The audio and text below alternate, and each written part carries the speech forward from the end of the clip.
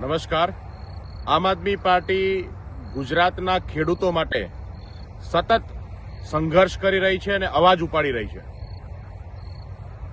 બોટાદની અંદર કડદા આંદોલનને જ્યારે કચડી નાખવાનો પ્રયત્ન થયો ત્યારે આમ આદમી પાર્ટી દ્વારા સાયલાની અંદર ખૂબ જ વિશાળ પ્રમાણમાં મોટી મહાપંચાયતનું આયોજન કરવામાં આવ્યું।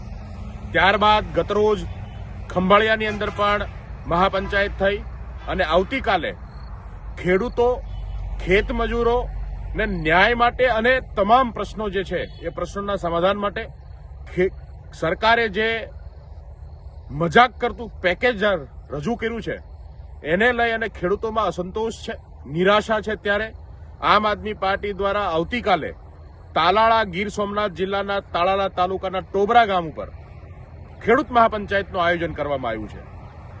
જો ખેડૂતો એક સાથે પોતાનો અવાજ ઉપાડશે, તમામ નાત જાત ભૂલી અને ખેડૂતો જો છે એ સરકારની સામે લડત લડશે તો સરકાર ચોક્કસ ઝૂકવું પડશે અને ન્યાયની આ લડાઈમાં આપણા સૌની જીત થશે।